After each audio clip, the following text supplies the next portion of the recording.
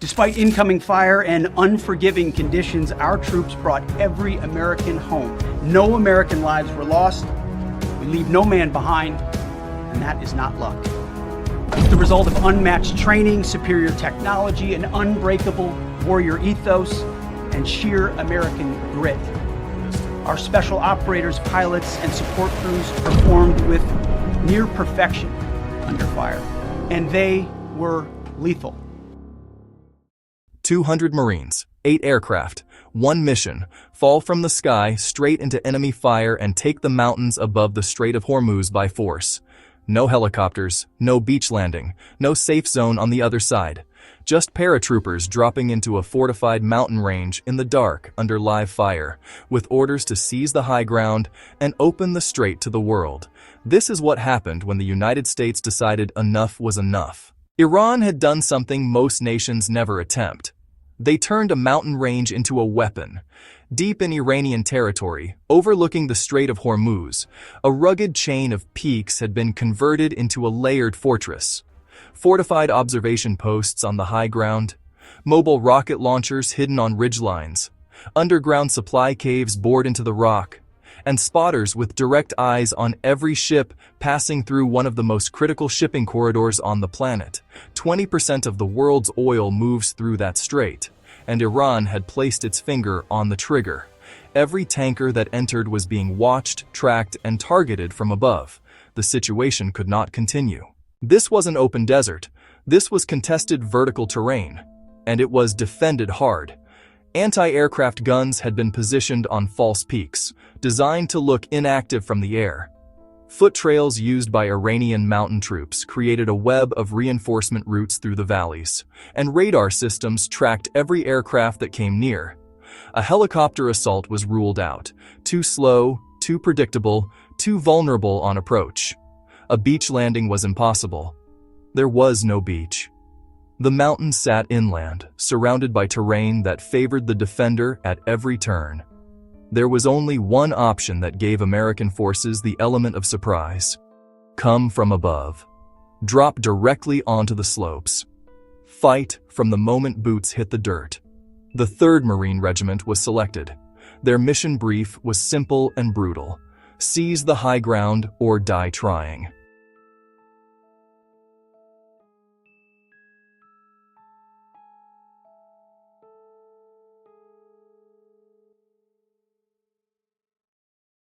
Oh, 100 hours.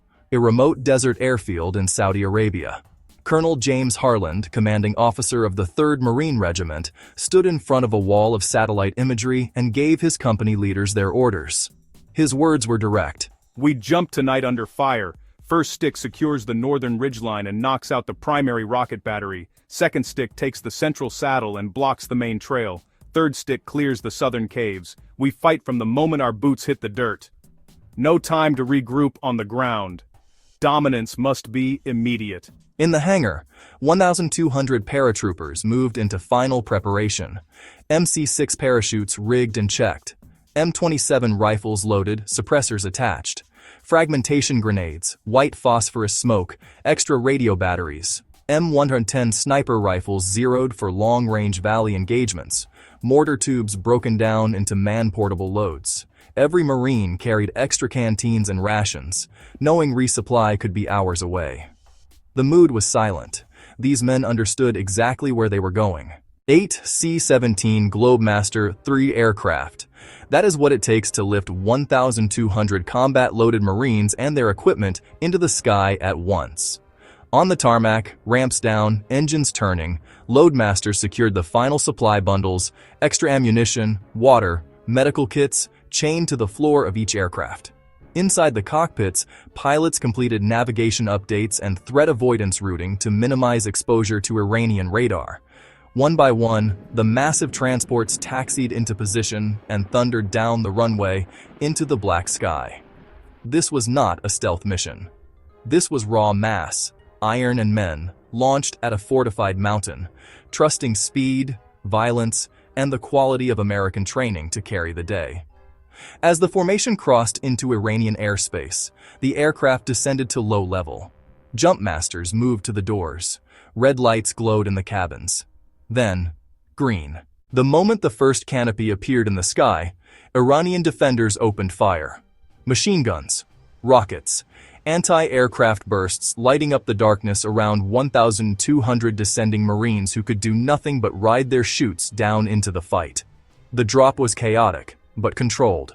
Marines hit steep rocky slopes, rolled to absorb impact, shed their chutes, and returned fire from prone positions before they'd even gotten off the ground.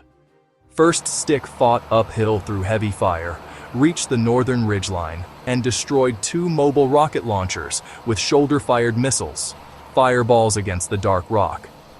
Second Stick hit the central saddle, engaged Iranian mountain troops in close combat, and locked down the main reinforcement trail with machine gun fire. Third Stick moved on the southern caves, grenades, flashbangs, close-quarters clearance. Several Iranian spotters were captured. The caves were neutralized. Designated marksmen picked off enemy gun crews from distance. Mortar teams set up tubes on narrow ledges and began dropping illumination rounds to expose Iranian movements in the valleys below. And offshore, destroyers provided naval gunfire so precise it shook the entire mountainside. By first light, the peaks belonged to the United States Marine Corps. Captured rocket launchers were disabled and pushed over cliffs. Iranian observation posts became Marine defensive positions. Overlapping fields of fire were established across every approach. The wounded were treated. V-22 Ospreys were already inbound with ammunition and medical teams. Colonel James Harlan stood on a windswept ridge as the sun rose over the strait, scanning the water below through binoculars. He turned to his radio operator and said calmly, "Height secured. Rocket threat neutralized. The corridor below us is now open. Marines, you just opened the gate." The strategic impact was immediate. Iran had lost the eyes and the weapons that controlled the strait from above. Rocket attacks on shipping dropped sharply within hours. Surviving Iranian units withdrew deeper into the interior. Below the ridge, the first groups of commercial oil tankers began their transit, escorted by naval forces, watched over by Marines now holding the high ground that Iran swore could never be taken. The mountains are taken, but the campaign is not over. Iran still has assets deeper inland. It still has ballistic missile systems beyond the range of the ridge. And it has every reason to attempt a counterattack, because losing these peaks doesn't just hurt strategically, it humiliates. 3 scenarios are now on the table. 1. Iran accepts the loss, pulls back, and looks for a diplomatic exit. 2. Iran launches a counteroffensive, ground forces attempting to retake the ridgeline or missile strikes against Marine positions and naval assets in the strait. 3. The conflict expands. Other regional actors read the American action as the opening of a wider campaign, and they choose a side. The Marines on that ridge know this, which is why they aren't celebrating. They're digging in, because in warfare, taking the high ground is only the beginning. Holding it is where wars are won or lost. 1,200 Marines, 8 aircraft, 0 Americans lost, unmatched training, superior technology, unbreakable warrior ethos, and sheer American grit, falling from the sky, straight into the fight. The 3rd Marine Regiment didn't just complete a mission. They wrote a new chapter in what American military power can do. If you want more battlefield analysis like this, subscribe. Drop your thoughts below. Could Iran retake those mountains? We'll break it down in the next video.